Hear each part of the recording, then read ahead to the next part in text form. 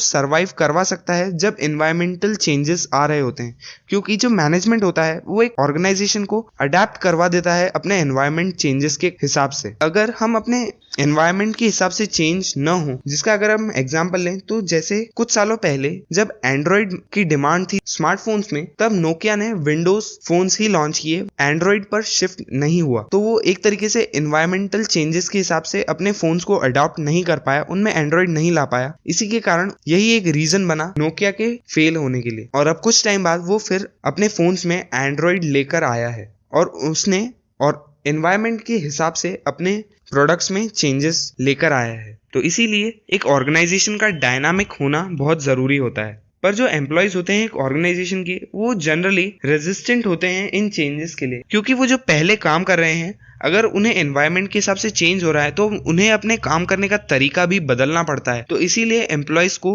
पसंद नहीं होता है कि एक ऑर्गेनाइजेशन बार बार एनवायरनमेंट के हिसाब से चेंज हो। तो मैनेजमेंट का यही काम होता है कि वो जो उनके एम्प्लॉयज हैं, जो भी वर्कर्स हैं, उन्हें मोटिवेट करें और उस चेंज के हिसाब से अडॉप्ट करवा सकें और उन्हें कन्विंस करें इस चेंज के लिए, जो कि न कि सिर्फ ऑर्गेनाइजेशन के लिए बेनिफिशियल है बल्कि उन एम्प्लॉयज के लिए भी बेनिफिशियल है, क्योंकि एक तरीके से वो एक नई स्किल सीख रहे हैं इस कॉम्पिटिटिव वर्ल्ड में। तो जो फोर्थ इंपॉर्टेंस है मैनेजमेंट का, वो है management helps in achieving personal objective. तो जो एक एफिशिएंट मैनेजमेंट होता है वो हमेशा पर्सनल ऑब्जेक्टिव्स, यानी जो एम्प्लॉयज की तरफ ऑब्जेक्टिव्स होते हैं उन्हें ध्यान में रखकर ही काम करता है, क्योंकि जो मेन ऑब्जेक्टिव्स होते हैं बेसिकली एक बिजनेस के, वो होते हैं ऑर्गेनाइजेशनल ऑब्जेक्टिव्स, और जो इंडिविजुअल या पर्सनल ऑब्जेक्टिव्स होते हैं वो हमेशा ऑर्गेनाइजेशनल ऑब्जेक्टिव के साथ ही चलते हैं, वो साथ साथ ही आगे बढ़ते हैं। क्योंकि अगर एक एम्प्लॉय ज्यादा प्रोडक्शन करेगा तो एक कंपनी का प्रॉफिट बढ़ेगा, जिससे कंपनी का ऑर्गेनाइजेशनल ऑब्जेक्टिव पूरा होता है।